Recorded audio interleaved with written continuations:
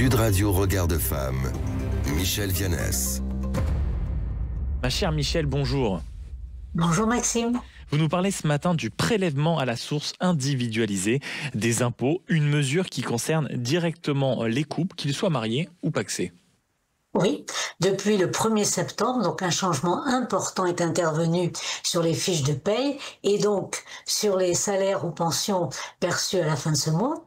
Et pour les couples donc soumis à une imposition commune, le taux de prélèvement à la source est désormais individualisé.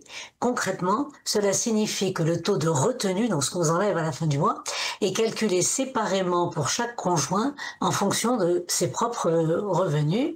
Et ce changement concerne 16 millions de foyers fiscaux, soit environ 30 millions de Français. Mais Considérable.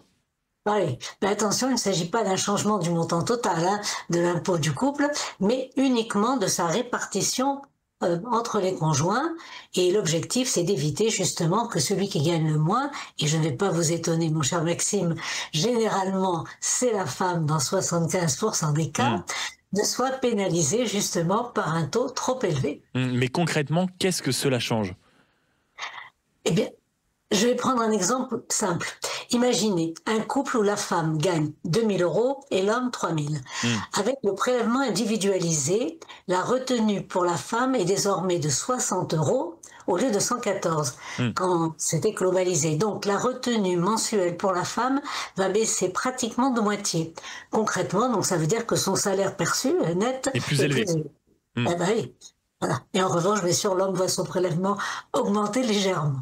Avec ce taux donc individualisé, chaque membre du couple est traité de manière plus équitable et ça a un impact direct sur les finances des femmes.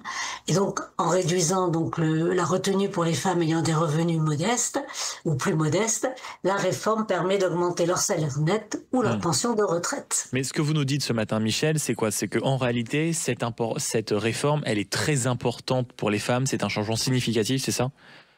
Oui, c'est une avancée majeure vers l'autonomie économique des femmes et c'est grâce à l'amendement de Marie-Pierre Rixain. Alors, je rappelle qu'historiquement, le système fiscal français était conçu sur un modèle de l'homme principal payeur, qui recevait la majorité des fonds. Ah oui, et la femme, peu de choses.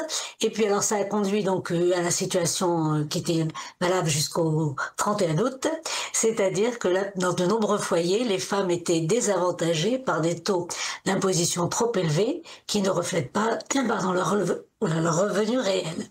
Et cela montre bien que la fiscalité joue un rôle important pour mieux prendre en compte les inégalités de revenus et encourager justement l'indépendance financière des femmes, qui est un enjeu de société majeur. Regard de femme, signé Michel Viannès. Merci beaucoup.